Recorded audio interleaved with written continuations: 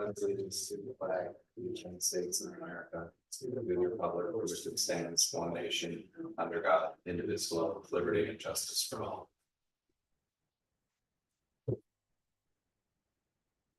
As a way of reflecting, honoring, and creating awareness about our past, we begin our village board meetings by acknowledging that New Paltz is on the ancestral land of the Munsee, the Sopus, and the Lenape people. Please join us in finding ways to support Indigenous communities. See suggested links on the New Paltz website.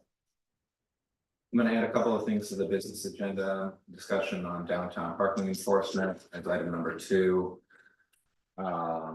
Item number 5, government efficiency planning with LaBerge, A and B. And that's it. I move that we accept the business agenda as amended. All in favor? Aye. I move that we approve the consent agenda. Second. All in favor? Aye. Any announcements? If anybody's been looking to make donations this time of year, I hope they'll think about family New Paltz. They do direct actions here right in our neighborhood, so you're not sure where to give. Anything else? I'm assuming the county legislator's not with us. No. Okay. Anything else from our board? Any public comment? Is anyone online? Yeah.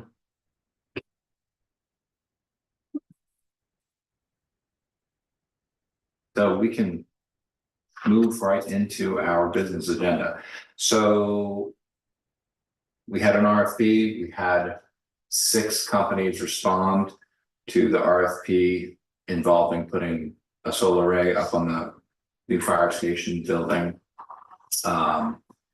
After a fair amount of review of those proposals, we have decided to award the bid to Lighthouse Solar based here in New Paltz. I'm gonna move that we go ahead and award the bid to Lighthouse Solar. So I want someone to second it and then a little discussion.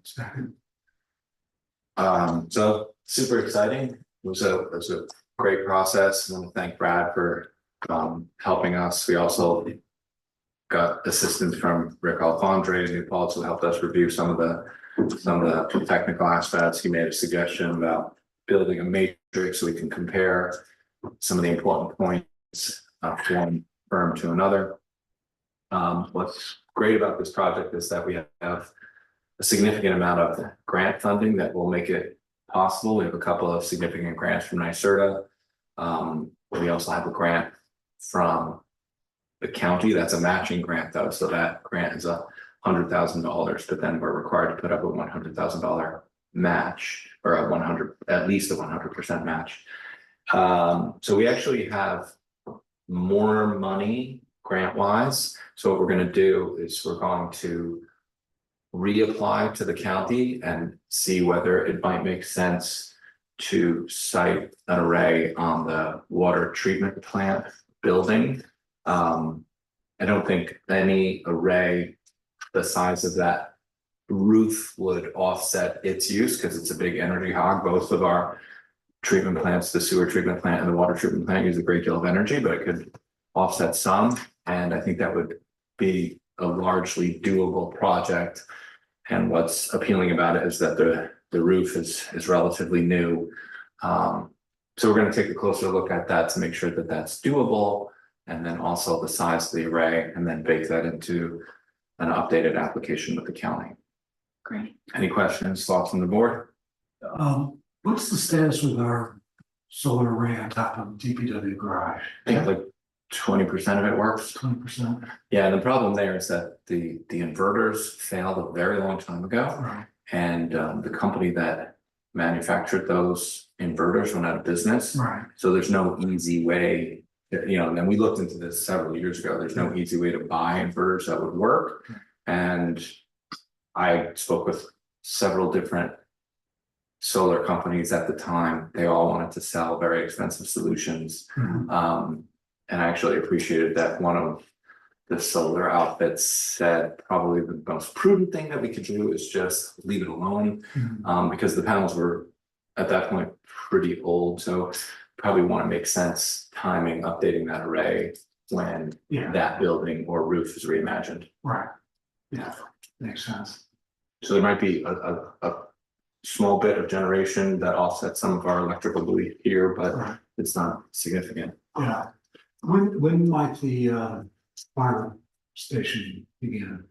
Timing wise, I don't have an exact number. Do you have a sense of that, Brad? I'm pretty sure the late spring, early summer. Oh, okay. Like what? That's good. Yeah, I like that as a local company. Yeah.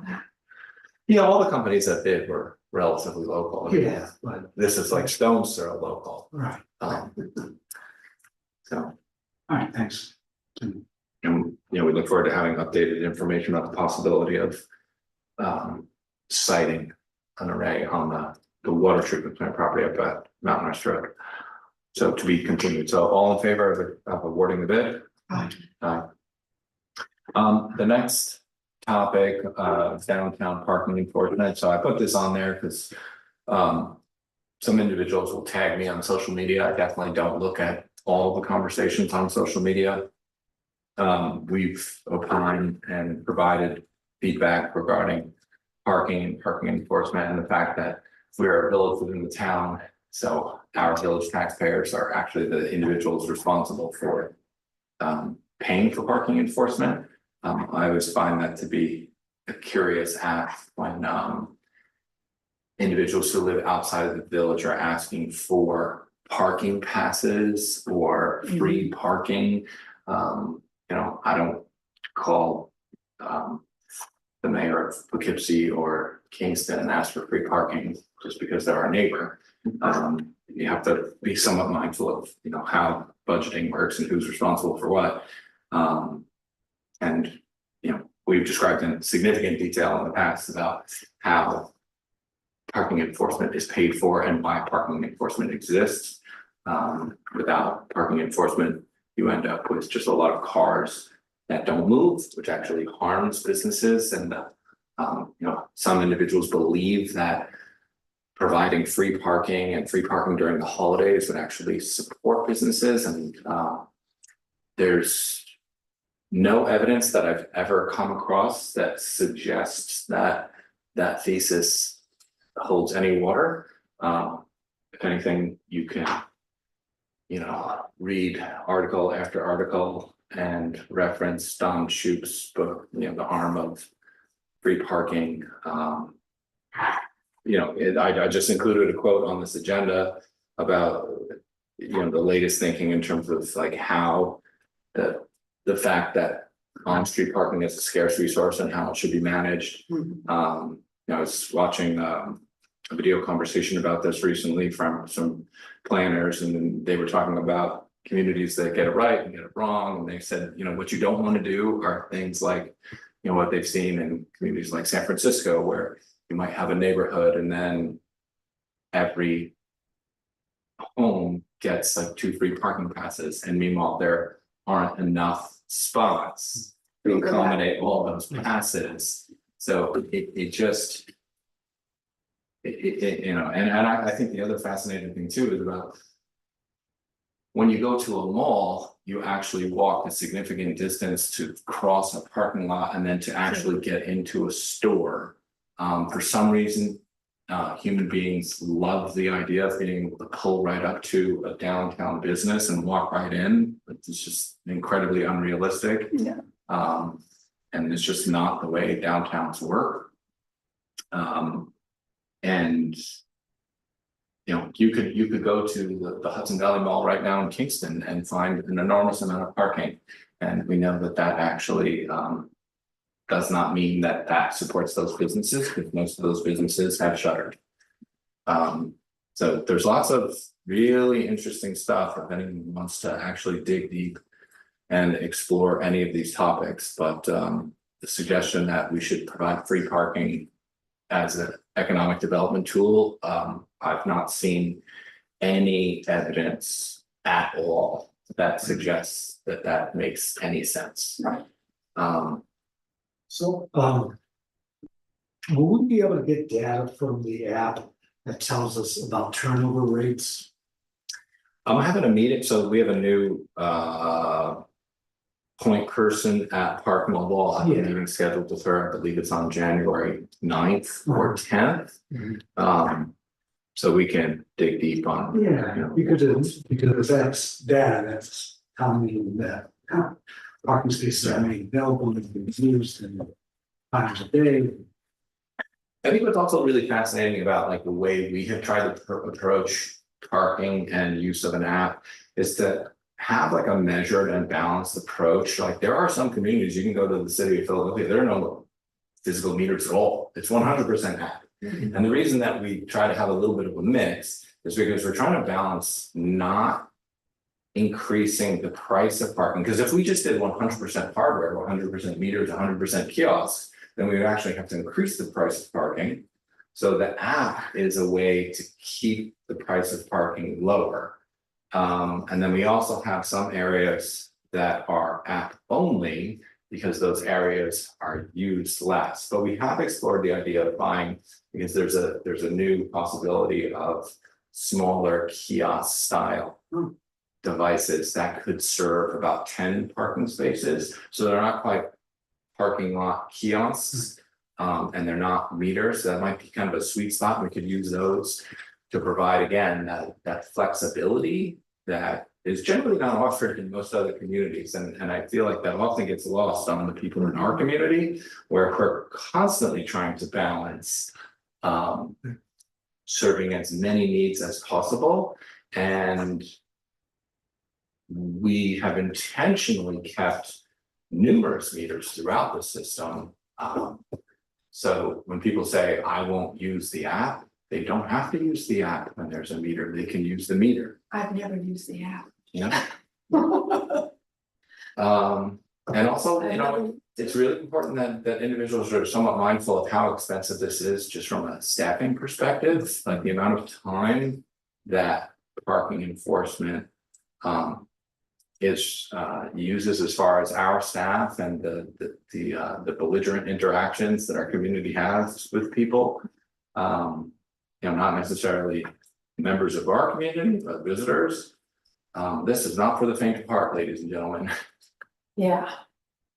And if we didn't have to do parking at all, we could just have no parking, the streets could be continually clogged, you would actually have more congestion. I mean, that's what studies show, is that when there is less parking space rotation, you actually have more people circling, looking for spots.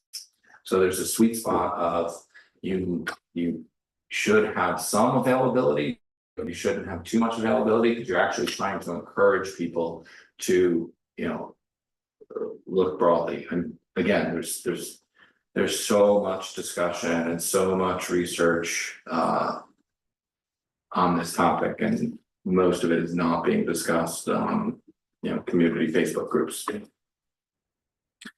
So I don't have any action to take regarding parking, except, you know, we're continuing to replace meters that get vandalized. I think that's another issue that individuals don't understand, is that when meters get vandalized or broken, they're very expensive to replace. There are supply chain issues. You cannot wave a magic wand and get replacements overnight. It takes time. Plus our staff, you know, we have generalists who work for us. Our public works individuals will repair water mains, do buildings and grounds, swap out meters. You know, this is what it means to be a lean and mean local government, and we're really trying to walk that talk. This is Strong Towns article talk about code and parking minimums and that sort of thing. It does, because this article is an article that jumps off from the topic of housing and parking mandates. So then it kind of branches off in, you know, because the latest thinking is you don't have mandates and parking minimums. You might have things like parking maximums. But you know, there's lots of Strong Town articles about this stuff and lots of recorded conversations on these topics. Yeah, I attended a webinar on revising the parking 5, 7, the minimums were just like the top of the list that they've got to get on. Yeah, it's like countrywide, like. Yeah. Various cities are taking harder looks at this, and you know, it also, a lot of this also trickles down in terms of like housing affordability and the missing middle and. Like, if you want to actually have parking available for as many people from different economic backgrounds as possible. There's lots of nuance and lots of detail that has to be considered. It's more than a quarter of a year. Yeah. Right, and then, you know, when we moved from 50 cents an hour to $1 an hour, it's just like. You know, we're 50 cents an hour is like you know, it's like when I was first mayor, like overtime tickets were $10. And we had to increase that to $20 because the cost of the envelope and the paper to print the tickets is a couple of bucks. So when you include like a staff time, like we can't have cash flow negative operations like parking enforcement. It's the same way we try to run everything here at Village Hall. It's like if you get a building permit to build a porch and then you have staff who goes and makes sure that it's been constructed so that it's safe, that building permit revenue helps pay for that staff line. Right, otherwise, how do we pay for anything? You know, it's like if you're using parking, if you're using building department services, you have to contribute. Yeah, I find that a majority of the time. People think that there's just like an easy solution that we didn't think of. But then I think that we haven't spent a good amount of time and energy. At being thoughtful about the decisions we make. Yeah. It's not the most fun. No, parking is not fun. All right, anything else on parking? For the next two topics, I want to move into, so this is about the Village Hall roof project that we're gonna do. And the Planet Network lease, I'm gonna move that we go into executive session, because these are related to contracting, a negotiated contract. Do you want to take care of the other stuff first, then go? Yeah, we could do that, sure. So government efficiency planning with LaBerge. So the LaBerge team is working on a master intake form that will include asking our staff for a list of village services and budget information. And we'll probably have that by the end of the week, and staff can begin compiling that, you know, the end of this year, early Jan. And then I'd like to schedule a public workshop where we can, you know, start working on some of this efficiency planning work for Wednesday, the 15th, 7 p.m. here at Village Hall. And I 100% want to make sure that we include our town board colleagues for that conversation, because we want to work hand in glove with them while we do this work, in addition to making sure we get the community engaged about what will be involved. You know, I've been trying to do a bit of that with our staff, you know, get them comfortable with the possibility of town staff and village staff working together, having one municipality, optimally a single town in the future. So I don't think we need to take an action, but you know, we can just, you guys want to check your calendars to confirm that you can come on that Wednesday, so that's not a first or fourth, you know, it's intentionally the I believe third Wednesday. Will a representative from LaBerge be present during the workshop? Definitely present or over Zoom. Okay. Yeah, they're gonna be managing the workshop. Right. Right. You know, helping us with Right. expectations and, you know, the various what if questions that we want, you know, it's kind of like the way I've been explaining to our staff is like, we want staff and the community to ask the hard what if questions, because we need Yeah, we need to. people to you know, feel like it's a thoughtful process. I move that we accept bills and claims, Second. all in favor? Aye. I don't have a ZBA liaison update. There was a long PB meeting last That's night, not no? I watched it. I had the fire department board meeting at the same time, so it Yeah, was a lot this afternoon, but I can tell you what happened. yeah, just, Or summarize what. I feel like a lot of it is kind of just, the same projects that Yes. are before, and just like all the, but Well, go ahead, I'll let you. New Paltz Apartments, the final environmental impact study was approved, so that's moving forward. That took several weeks, if not months to. The project at Prospect and Henry W, the Floyd Mifflin project for four single family homes. The resolution was approved for subdivision, so we can move forward with that. There were some concerns about whether or not the sewer connections were indicated on the site plan, but our attorney didn't think that was a necessary ingredient at this point in time. There was a resolution to approve a new deck on Puget Street. The big projects along 32 North, conversations surrounding about traffic concerns. There's a great deal of concern about traffic that keeps coming in up with every meeting. Woodland Ponds, Woodland Pond is came back for review. There's 10 different projects going on with the footprint of the complex there. They're not adding any residences. There was discussion with Woodland Pond, and our fire chief, I believe, was involved closely with building a platform for our ladder truck to be able to access the upper stories, which are, it's not possible this time. Because they extend beyond the ladder reach. So there's a way of building a platform to hold a several tons vehicle where it's concrete and it's covered by grass and pavers, so it looks like grass, but a fire truck can actually rest on top of it and operate, bring it closer to the building, making it much safer. And then also, Amy Cohen, that was her last meeting last night, and there's a member who's one of our alternates who was interested in perhaps stepping into that. Great. Okay, so we're gonna go into exactly, someone second my motion. Second.